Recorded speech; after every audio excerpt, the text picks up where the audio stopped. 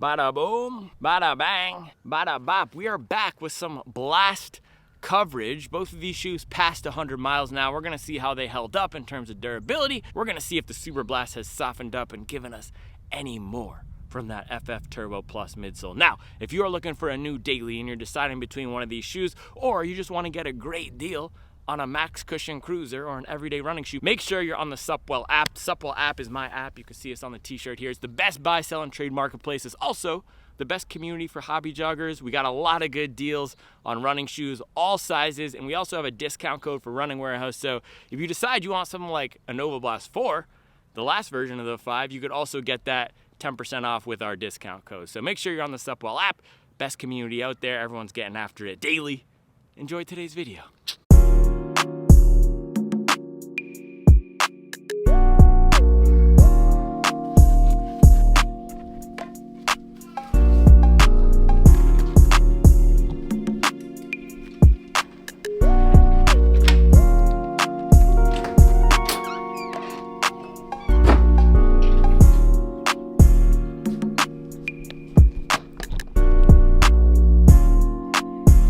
Well, that just about sums up how I'm feeling this morning. $200 shoe took a tumble down the stairs.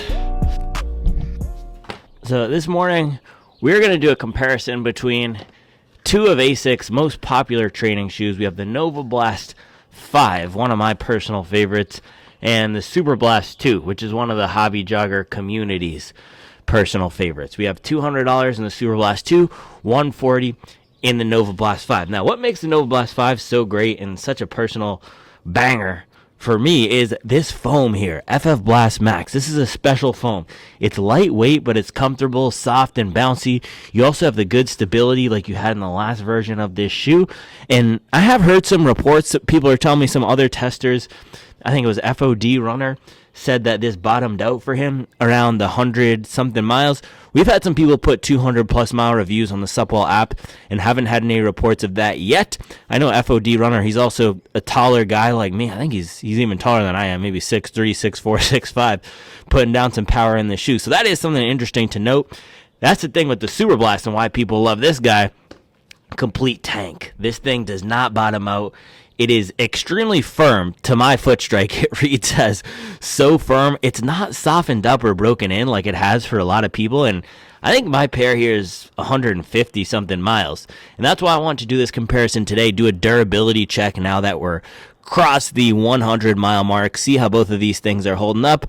Also do a comparison on the ride and a revisit of both of these. Hey, maybe the Superblast now is going to be one of my favorites now that we're almost at 200 miles. Maybe it's changed. But in this midsole here, you got the FF Turbo Plus. This is the same foam in Asics race shoes. I actually really liked the FF Turbo Plus when I revisited the Sky Paris and the Edge Paris, and particularly in the Edge Paris, which has that lower plate placement and smoother rocker. It was really comfortable. It had broken in a ton and felt almost like a Light Strike Pro or a slightly firmer race foam, maybe even more comfortable than my Saucony Endorphin Elite, that beloved shoe, the OG, in the Edge Paris. So I haven't had that feeling yet in the Asics Superblast 2. I also think something with the heel geometry here, how this foam bumps out in the back, just doesn't work for certain foot strikes, because there's a whole cohort of people who find this to be super blocky and chunky. And I really don't think it's just a heel strike versus forefoot strike, or even a bigger runner versus smaller runner, or a pace thing, because there's people across the pace spectrum, across the size spectrum, with all different sorts of foot strikes who like this and who don't. I think it's really some really weird way that some people land and some people don't. Not weird, but a minute way where some people land and some people don't on the back here, where this catches in a certain way. And then I also think if you have weight or if it's broken in, that compounds the issue. So it's none of those things I mentioned, the size, foot strike, or pace, and it's also all of those things at the same time. It's some really weird thing with this geometry that makes it not the best option for some people. Now with the Novablast 5, this is a much more forgiving ride because this is a softer foam. Some people have actually felt that this foam was too soft, and again, we've heard that it's potentially bottoming out for some people once it gets past 100 miles. That's not my experience though. This is the perfect softness for me for a daily shoe. It's comfortable enough while still having some get up and go when I want to get out here and push the pace. So today's not a pace push and run. Today is going to be a nice relaxed 10-piece. I did a hard workout on Sunday, 22 miles with 16 of those at a 5:47 pace or faster. I'm training for a 2:30 marathon right now, so I got to get those long run workouts in again. So today's going to be a nice mileage run out here in beautiful Mint Hill, North Carolina. I mean, look at this spring day. I mean, you got to be kidding me with this. That fescue is popping off. We have the birds chirping. The sun is out. It's a banger.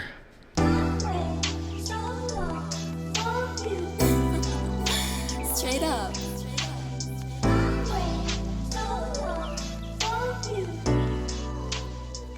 Now, in terms of the looks, I think both of these shoes look great, and you can see that they share a similar design aesthetic here.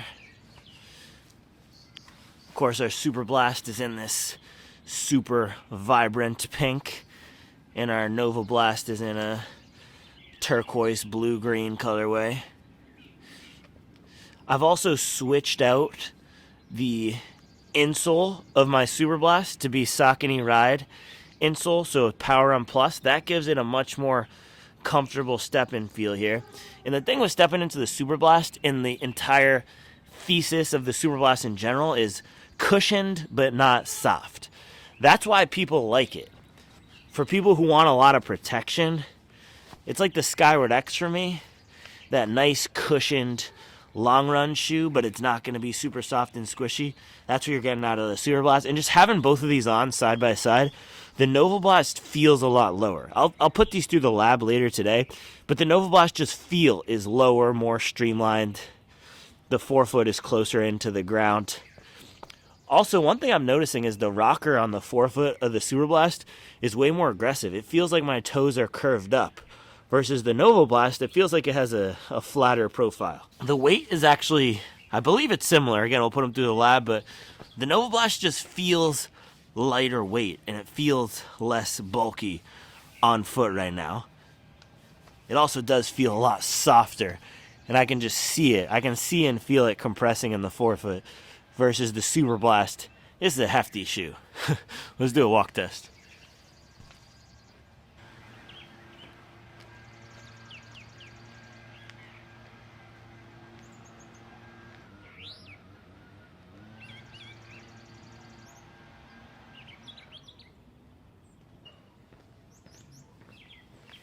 Yeah, as soon as I start walking in the Superblast, it just feels huge. This is max cushion gang. The Superblast is a super max stack shoe. You get lots of foam under there. And I really do think it's something about the heel geometry that makes it not work for some people. It's the firmer foam plus that bulky heel. Charlie noted the same thing because I got her a pair of Superblast and she liked them for a while. But then she started running some other stuff. And the heel, she mentioned that heel bulk is what started throwing her off for the Superblast. And she's a forefoot striker, more of a forefoot striker and running at slower paces than I am. So again, it's one of those weird things where I'm not sure exactly what it is. But yeah, now have both these Novablasts on, super comfortable. This is the perfect fitting shoe. Now that it's broken into, for me, it's just gotten more comfortable with time. And it feels lightweight. It doesn't feel like a heavy, big shoe. It feels like almost a fast shoe. All right, let's get these miles in. 10 miles, let's do it.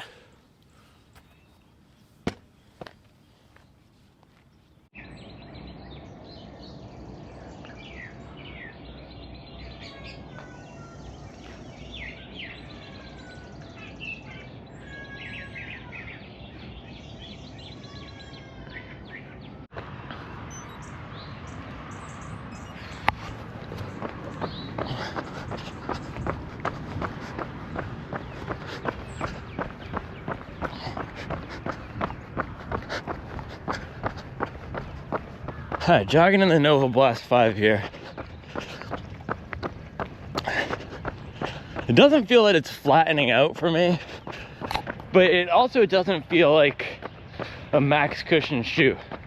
Even though on paper the stack height is high out of the box, I do think it compresses over time. And in the 100-mile review, we measured it a few millimeters lower. And it's also just a lighter weight, peppier shoe, but still fun and comfortable. Smelling like that loud pack out here this morning. What the heck?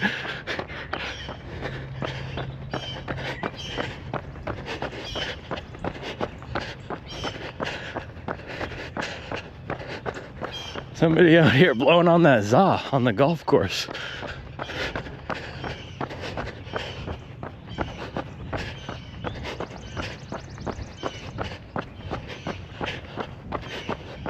AARP, more like WEED.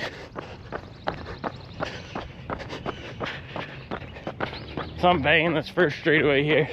One thing about the Novablast 5, I think even more than the Superblast, is it always wants me to pick up the pace.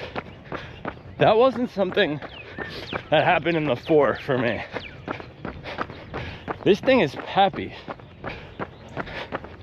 So I notice I'm always running faster in it.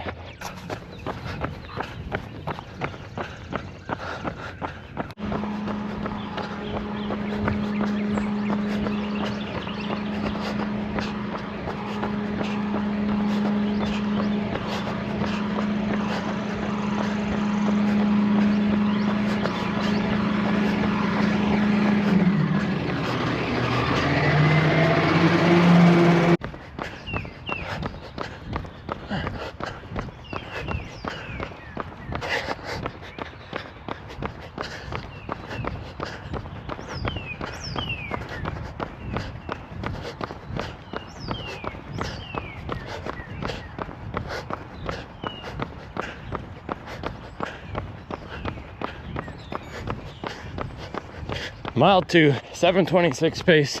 This foam is still lively for sure. Still lively and still cushioned.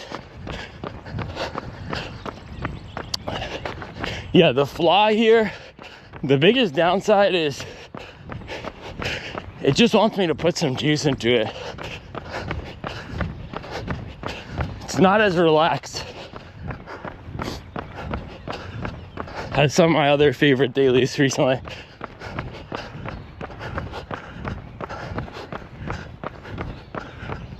This is basically just as I remember it, but gosh dang, the daily trainer market is competitive. I think April daily trainer rankings, this might be at number 2 or 3. There's just some other stuff that's come out that's climbing the charts for me.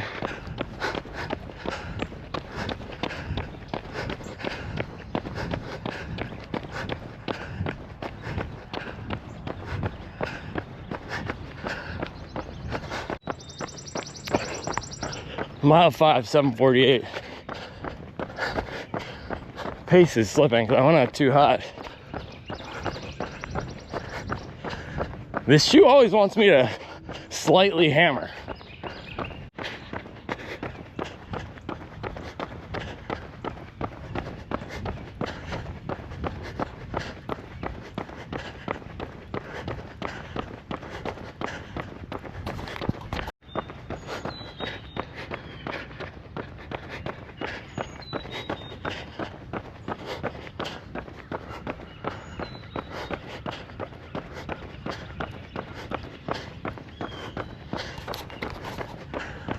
All right, 10 miles in the books. Faded pretty good on that back half there. 7:45 pace, 1 hour, 19 minutes. Yeah, my legs did not have any pop this morning. Still feeling that long run workout from Sunday. And that is the downside of this shoe. The one flaw of it as a daily trainer is that it feels best, at least for me, when my legs have some pop and when I can lean into that fun, fast aspect of the shoe. Similar to a shoe like the Skyward X, where I just want to let that one carry me, lean into that faster pace, dip down into 7:15 per mile or faster. Today I was clipping off on the slower end. I think I was hitting some 750s.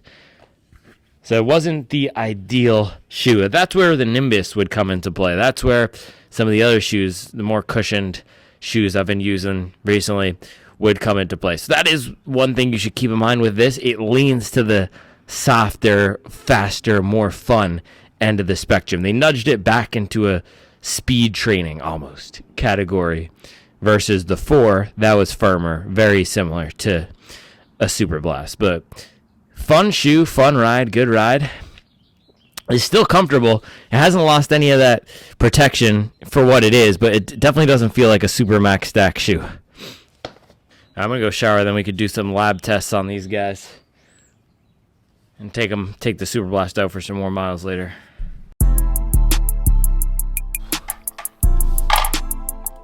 Alright, we're going to get run number 2 in the Superblast in a second, but let's do a weigh-in.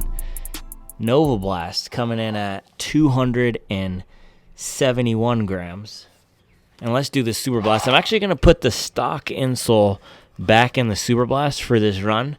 Now, I had this other Saucony Ride insole, but let's go back to stock, take out some of that bulk, and let's see how light it is with the normal insole in here. 262.5 grams. Can you see that? And that's the crazy thing about the Superblast and why people love it so much. That's 9 grams lighter than the Novablast. And let's get a stack check. And you can see how much taller this thing is than the Novablast, even with 150, I think around 150 miles. So look at this, bada boom, bada bang. 41 millimeters on the left Superblast. Let's do the right and put back the other insole. All right, right side Superblast. Boom, 41 again. Now Novablast, with that softer FF Blast Max foam. Look at this. Now it's had a few hours to rest after I run. 34 millimeters. On paper, this is at 41 when it's fresh out of the box. And I did measure in a fresh one in the 100-mile review, and that was also coming in at 41 millimeters. Let's get the left side.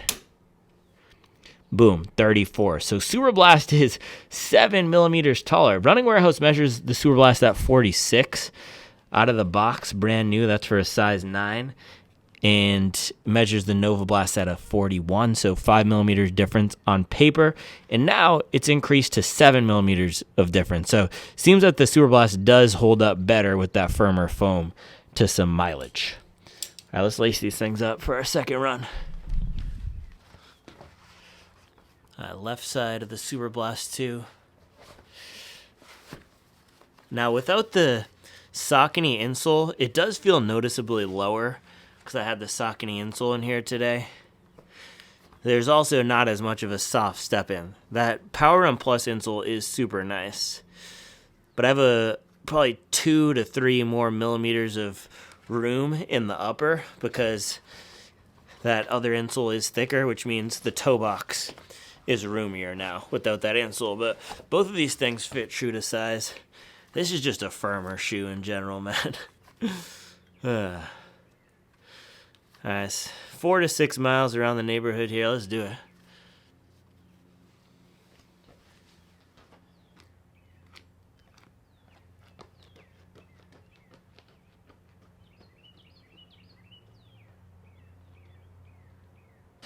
Alright, there we go. 4-mile recovery run in the books in the Superblast 2. 4 miles, 8:09 pace, 33 minutes, 49 seconds. Bro, these things, this is why I don't make videos on these anymore, because I just have the same take every time, just over and over again. These are bricks. These are absolute bricks. I just don't understand. I've tried to be nice. I've tried to soften up my tone to these. These have not softened up at all. I've tried to soften up my tone. If you go back and you watch my initial coverage, and then you watch the last few videos, the Mach X2, I've tried to be nice and say, oh, I understand why people like these. No, this is back in the super trash juice category. Without the Power Run Plus insole, gosh dang, this was miserable. I can't even say gosh dang. I need to use some stronger words. These are absolutely miserable.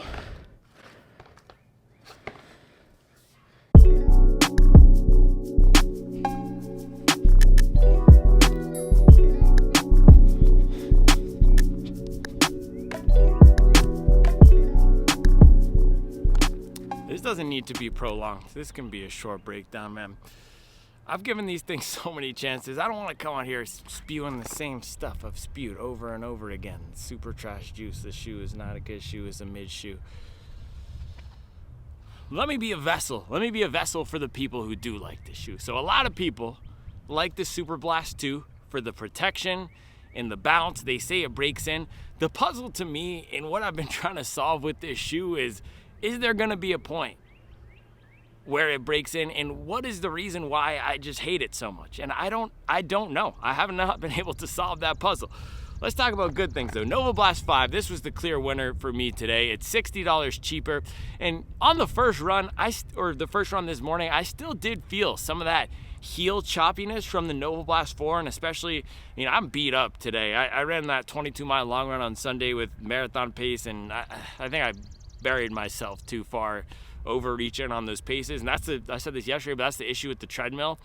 For me, I can really crank up that pace, and I'm not going to press the down speed on the treadmill, so it allows me to hit some faster paces. So I'm still recovering from that long run workout. So both of my runs today were slower than they normally would have been, probably dragging the heels more than I would have just not running with strength. I can run my daily miles down at 640, 650 when I'm feeling good. And today I was closer to, I think I was slower than 8 flat on both of those runs, or maybe around 7. I think I was 7:45 this morning, but pace was fading. This still did have some of that heel just choppiness of the 5 or the 4, but because it's softer, this foam, softer and more forgiving, it does have more of a smooth feel to it. That's the key difference between these two. It all comes down to that firmness of the foam. And that's both the good quality and the bad quality of the Superblast. It is a very protective shoe. I just can't put enough juice to get it going. And that might be what the issue is. At my recovery paces, I'm just not putting the requisite force into it to unlock it. And then some people say, well, it's not a recovery shoe, it's a marathon tempo shoe. People use this shoe for all types of things. Don't come on me with that noise. Same thing with the Novablast. It's a daily trainer.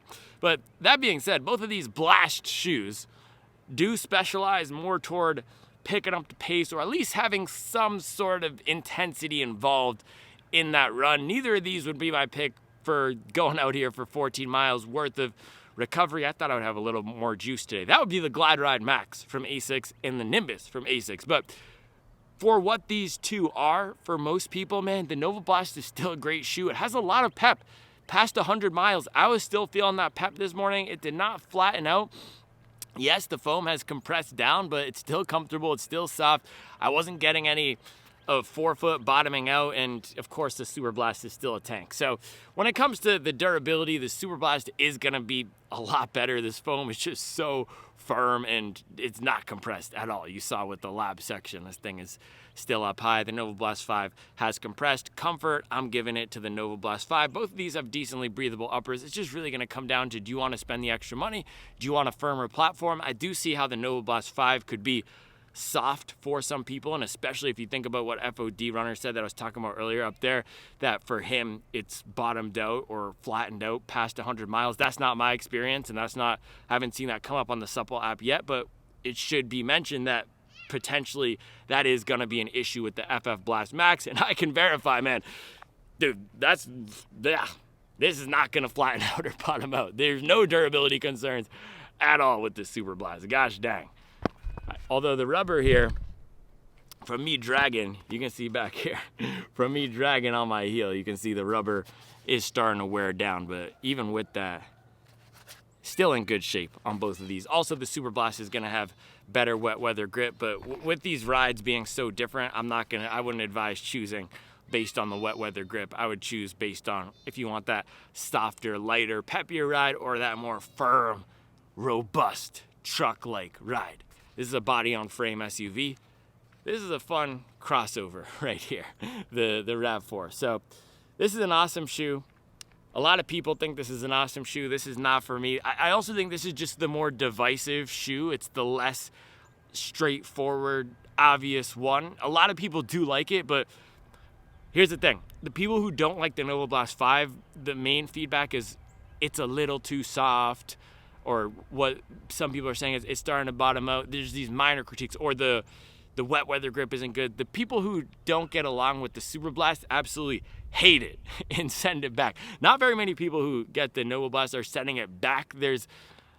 It's a less divisive shoe. It's a safer bet. So I don't want to beat a dead Asics here.